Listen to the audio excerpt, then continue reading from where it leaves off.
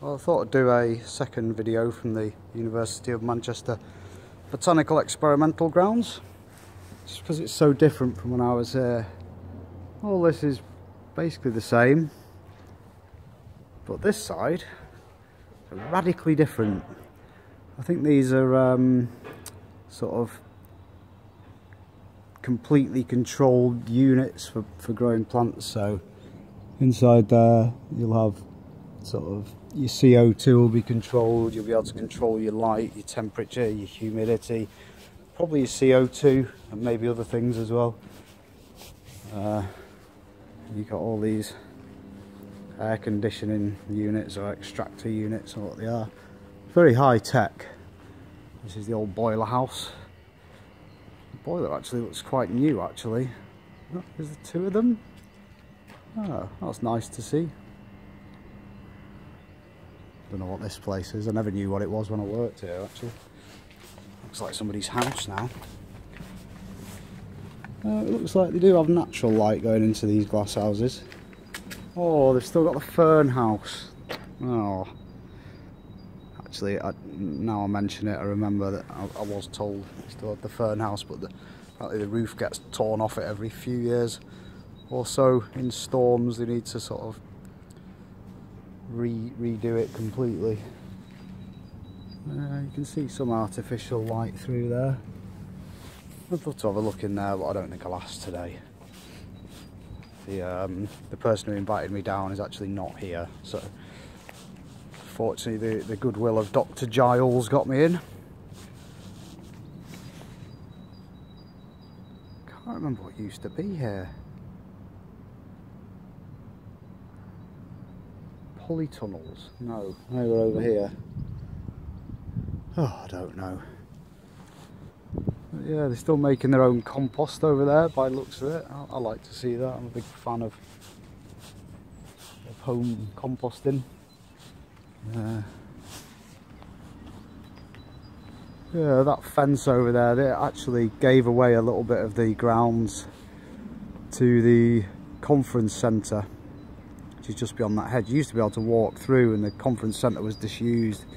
But this huge lawn and garden, I used to go in there with a sun lounger actually and sunbathe on my dinner breaks. It was incredible. It was like, sort of felt like having my own stately home really. This huge place with nobody in it, and this enormous garden with these big old, really big trees, like just specimen trees scattered about.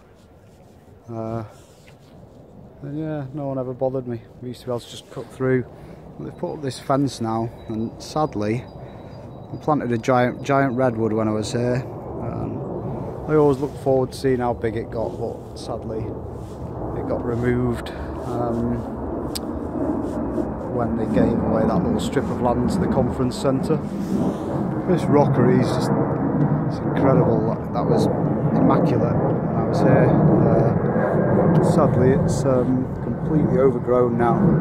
Still looks nice though. The pond, I can see from looking at it, it's a different shape, and it's also been recently worked on. So it used to be just a massive plant, bulrushes, iris and lilies when I was here. But again, good to see that it's been looked after. Great, in fact. This was our cold frame. I'm sure it used to be the other way around. I'm probably wrong. I never really used that, to be honest. And this used to be a large sort of single span glass house. I have no idea what's... Oh, pond experiment in process. Well, that would have been nice to see. I'll have to come back when Oliver's here, the guy who invited me. The guy who invited me down. He came to visit Wythenshawe, where I volunteer. I had a lovely chat with him. We knew a couple of the same people and things like that, so it was really nice. He said come down anytime, so I did, but he's on holiday today. Just my luck. As I say, fortunately I was allowed in. And yeah, it's nice to be here. It's nice to know it's still here in some form. We've got this incredible, I think it's a sort of environmental monitoring station. I mean, I used to come here and do the the rainfall, maximum and minimum temperatures most days. So there's a little bit of the weather records, just mine, but yeah, they've got this sort of 2-storey, it's like a couple of shipping containers, 4 shipping containers piled on top of each other with all kinds of this weather monitoring stuff on top.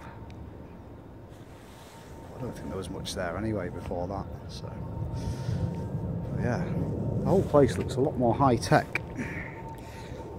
A lot more high-tech than it did. But yeah, our old potting shed's still there in the permanent collection, and hopefully I'll be able to come back, get some cuttings from the permanent collection at some point, take them down to Wythenshawe, you know, keep those plants going. And yeah, that's the end, I think. So hope you enjoyed the video.